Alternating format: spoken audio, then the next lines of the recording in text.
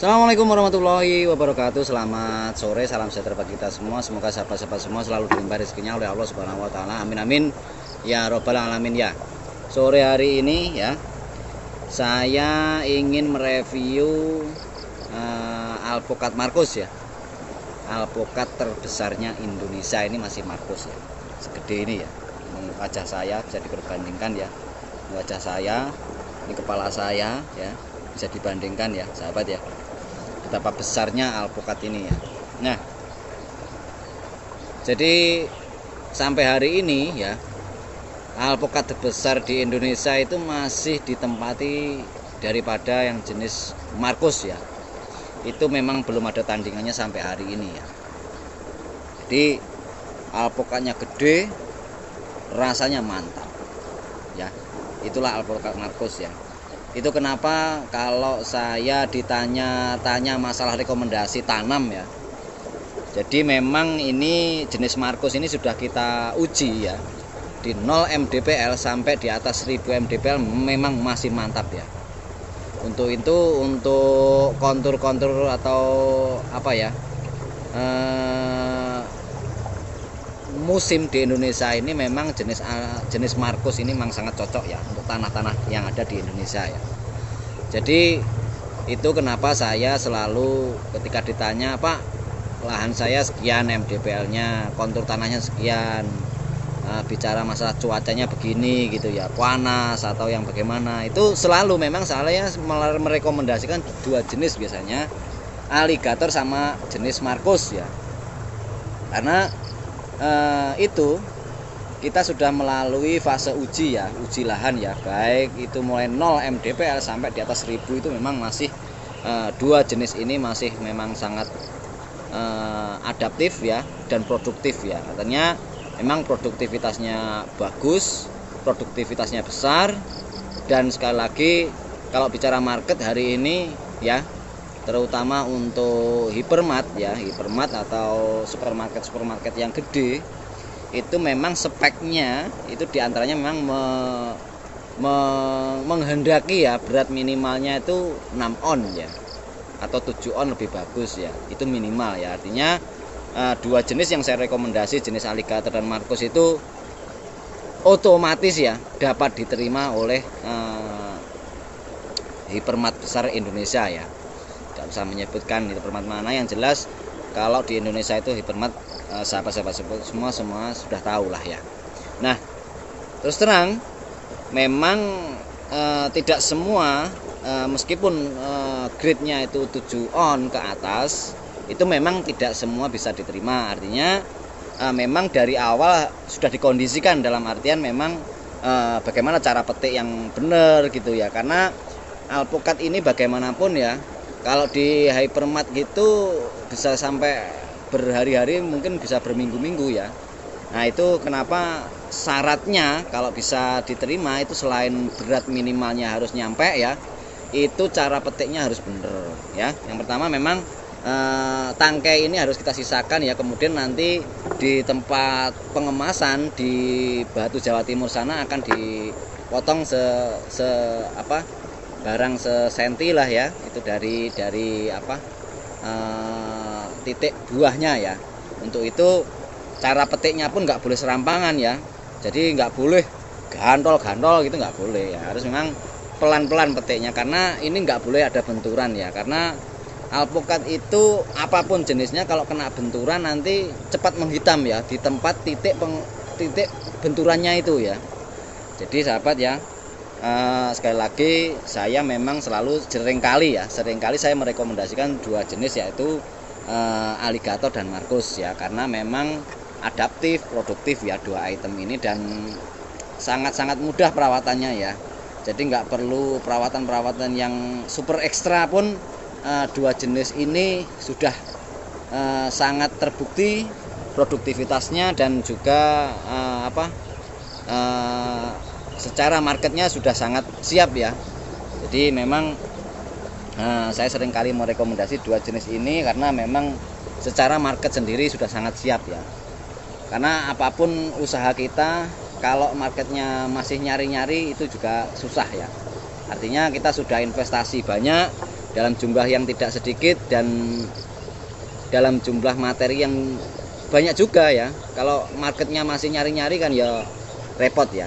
Nah itu makanya sore hari ini saya ingin mereview bagaimana selain alpukat ini produktivitasnya besar ya, rasanya juga enak, dan tentu ini juga bisa diterima atau bisa masuk ke market yang besar ya.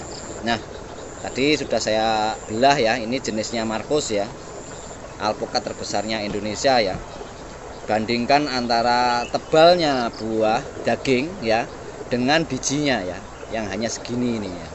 Nah ini ya, nah ini jenisnya Markus ya, sampai hari ini masih alpukat terbesarnya Indonesia ya. Nah Markus ya, kelihatan ya, kuning ya, sangat kuning. Lalu akan kita laksanakan percobaan ya. Ini sebetulnya saya belahnya kemarin ya, karena satu dan lain hal saya nggak bisa melanjutkan videonya ya, karena tiba-tiba ada acara mendadak. Sudah saya rekam ya, makanya ini sebetulnya saya belahnya kemarin ya, makanya kok agak kelihatan agak warnanya bagaimana, karena saya belahnya kemarin ya. Lalu kita akan bagaimana cek rasanya ya.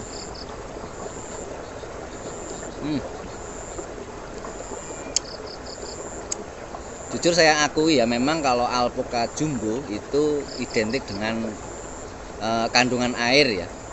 Akan tetapi bisa saya katakan Markus ini alpukatnya besar ya, segede ini ya. Untuk perbandingan kepala saya ini ya, untuk airnya masih dalam batas yang normal ya. Jadi nggak terlalu kita gigit terus berair sekali, nggak juga ya. Enak betul. Ada juga yang jenis alpukat yang jumbo ya, ya unggulan di satu daerah itu besar, tetapi kandungan airnya masih lumayan banyak ya. Akan tetapi untuk Markus ini memang luar biasa. Jadi selain memang alpukatnya besar ya, dagingnya tebal, bijinya kecil. Nah ini sangat mantap sekali ya, Markus luar biasa. Jadi alpukat ini sekalipun tidak kita olah menjadi jus atau apa ya, untuk hidangan meja sangat layak ya, sangat oke lah ya. Jadi sahabat nggak perlu ragu, nggak perlu pesimistis ya. Yang jelas komitmen saya bibit unggul Blitar ini ya. Kalau cari map ya, kalau sahabat mau berkunjung ke sini, bibit unggul Blitar ya, jangan hanya bibit unggul saja atau alpukat unggul saja, nanti nggak muncul ya, munculnya tempat yang lain saya pastikan ya. Kalau tempat yang lain ya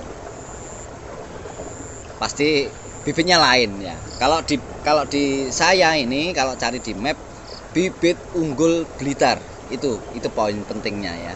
Jadi sahabat, sekali lagi dua alpukat yang selalu saya bahas, dua alpukat yang selalu saya rekomendasi memang sangat layak ya.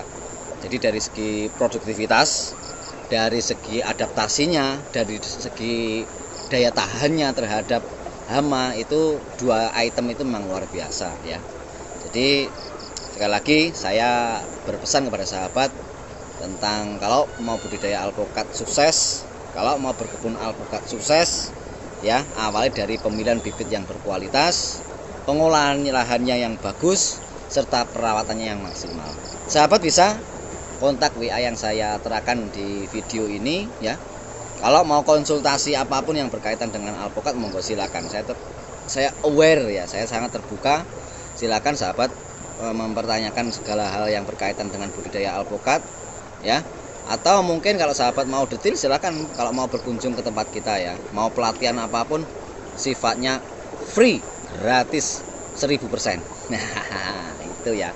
Kalau sekedar air minum apa sudah kita siapkan ya. Jadi silakan sahabat berkunjung ke tempat kita, cari di Google Map bibit unggul Blitar, itu pasti ketemu dengan tempat kita ya. Jadi mau apapun kalau di sini nanti yang berkaitan full alpukat, monggo silakan ditanyakan. ya. Mungkin sahabat bisa mereferensi atau mungkin bisa membuat pertanyaan-pertanyaan di rumah, sehingga ketika sudah sampai di sini semua hal yang menjadi unek-unek sahabat bisa terjawab sesuai dengan pengalaman yang saya punya gitu ya. Jadi memang saya nggak kok pandai, bukan ya. Saya ya yang namanya manusia, plus minus pasti ada, dan itu saya akui ya. Jadi insya Allah sesuai pengalaman yang saya punya, saya akan bagi kepada sahabat semua apapun pertanyaannya ya. Oke, mungkin itu sore hari ini apa yang bisa saya bagi pada sahabat semua. Salam sehat selalu, salam semangat dalam berkebun alpukat ya. Semoga sahabat semua selalu dilimpahi rezekinya oleh Allah Subhanahu wa taala. Billahi taufiq wal hidayah. Assalamualaikum warahmatullahi wabarakatuh.